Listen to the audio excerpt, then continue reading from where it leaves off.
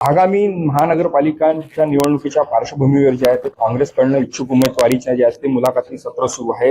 सध्याच्या घडीला मी नागपुरातील देवळिया भवन या ठिकाणी आहे. या ठिकाणी जर बघितलं असेल तर सकाळपासून जे आहे ते काँग्रेसचे इच्छुक जे उमेदवार आहेत त्यांच्या मुलाखती सुरू आहे. प्रभाग नुसार जे आहे ते संपूर्ण मुलाखतीचे सत्र सध्याच्या घडीला नागपुरातील या देवळिया भवन मध्ये सुरू आहे. काँग्रेसचे संपूर्ण वरिष्ठ नेते या ठिकाणी उपस्थित. आपण जर बघितलं असेल तर या ठिकाणी जे काँग्रेसचे शहराध्यक्ष विकास ठाकरे यांच्या नेतृत्वात संपूर्ण मुलाखती सत्र सुरू आहेत.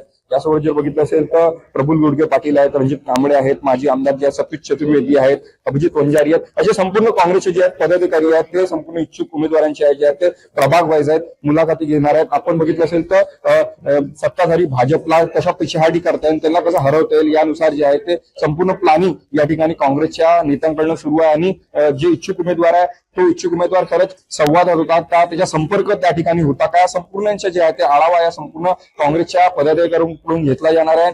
त्यानुसार जे आहे ते त्याला उमेदवारी दिली जाणार आहे. आपण जर बघितलं असेल तर अशा प्रकारे जे आहेत ते सकाळपासून इच्छुक उमेदवार आहेत त्यांच्याशी जे आहे ते संवाद करताना जे आहे ते काँग्रेसचे नेते आहेत या ठिकाणी आपल्याला दिसत आहेत. की प्रभाग वाईज जे आहे ते संपूर्ण पदाधिकारी आहेत ते त्यांच्या ज्या मुलाखतीचे सत्र सुरू आहे. आपण जर बघितलं असेल तर 2 महिला काँग्रेसच्या पदाधिकारी सुद्धा या ठिकाणी आहेत. आपण जर बघितलं असेल तर 151 ठिकाणी संपूर्ण निवडणूक होऊ घातल्या आणि या महानगरपालिकेच्या निवडणूक बघितलं असेल तर महिलांचे जे आहे ते वर्चस्व असणार आहे. त्यामुळे महिलांना उमेदवारी देताना ते सुद्धा निकष या ठिकाणी आखले जाणार आहेत आणि त्यानुसार जे आहेत ते संपूर्ण उमेदवारीचे जे आहेत ते मुलाखतीचे सत्र सकाळपासून नागपुरातील जे आहे ते देवळिया भवन परिसरात आपल्याला दिसत आहे.